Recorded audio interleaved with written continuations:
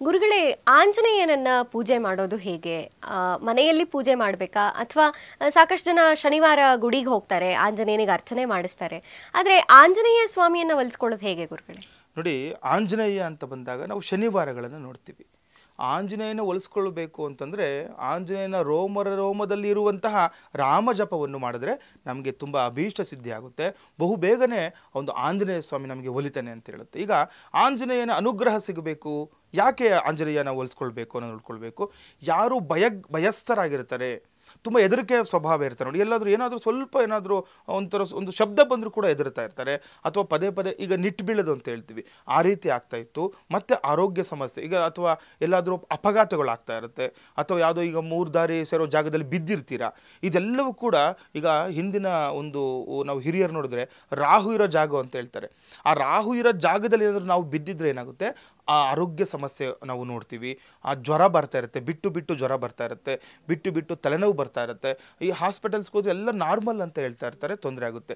ಈ ರೀತಿ ಸಮಸ್ಯೆಗಳಿದ್ದಾಗ, ಮನಸ್ಸಿನಲ್ಲಿ ತುಂಬ ಒಂದು ದುಗುಡ ಇದ್ದಾಗ, ಈಗ ಕೆಲವರು ನೋಡಿ ಏನೇ ಮಾಡಲಿಕ್ಕೂ ಧೈರ್ಯ ಇರಲ್ಲ. ಧೈರ್ಯಂ ಸರ್ವತ್ರ ಸಾಧನಂ ಅಂತ ಹೇಳುತ್ತೆ. ಆ ಧೈರ್ಯಕ್ಕೆ ಧಕ್ಕೆ ಬಂದಾಗ ಆಂಜನೇಯನನ್ನು ನಾವು ಪೂಜೆ ಮಾಡ್ಕೊಳ್ಬೇಕಾಗುತ್ತೆ.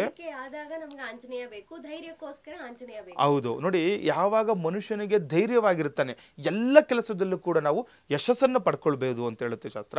ಹಾಗಾಗಿ ಆಂಜನೇಯನ ಒಲಿಸ್ಕೊಳ್ಬೇಕು ಅಂತ ನಾವು ಹೇಳಿದಾಗೆ ರಾಮರ ಜಪ ಮಾಡುವಂಥದ್ದು ತುಂಬ ಇಂಪಾರ್ಟೆಂಟ್ ಆಗಿರುತ್ತೆ.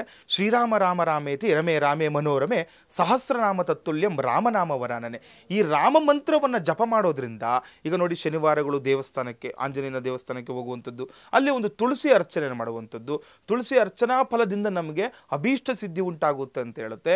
ವಿವಾಹಕ್ಕೆ ತೊಂದರೆ ಆಗಿದ್ರು ಕೂಡ ನೋಡಿ, ಆಂಜನೇಯ ಬ್ರಹ್ಮಚಾರ ಆಗಿದ್ರು ಕೂಡ ವಿವಾಹದಲ್ಲಿ ಯಾರು ತೊಂದರೆಗಳ ಅನುಭವ, ಯಾಕಂದ್ರೆ ಈಗ ಸೀತಾರಾಮರನ್ನ ಒಂದು ಮಾಡಿದ್ದು ಆಂಜನೇಯ ಅಂತ ಎಲ್ಲರಿಗೂ ಕೂಡ ಗೊತ್ತಿರೋಂಥ ವಿಚಾರ. ನಿಮ್ಮಲ್ಲಿರುವ ವಿವಾಹಕ್ಕೆ ಸಂಬಂಧಪಟ್ಟಂತಹ ತೊಂದರೆಗಳನ್ನು ದೂರ ಮಾಡುವಂಥವನು ಆಂಜನೇಯನಾಗಿರ್ತಾನೆ.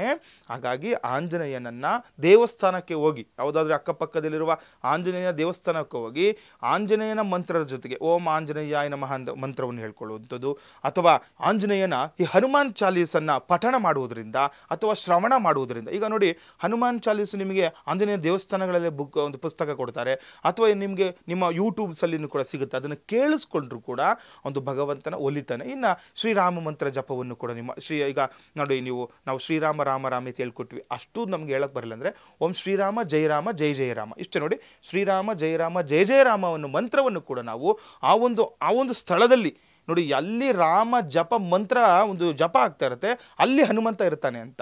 ಆವಾಗ ಏನು ಮಾಡ್ತಾನೆ, ಆ ಭಗವಂತನ ಆಶೀರ್ವಾದದಿಂದ ನಮ್ಮೆಲ್ಲ ಕಷ್ಟಗಳನ್ನು ಪರಿಹಾರ ಮಾಡ್ಕೊಳ್ಳಿಕ್ಕೆ ತುಂಬ ವಿಶೇಷವಾಗಿರುತ್ತೆ.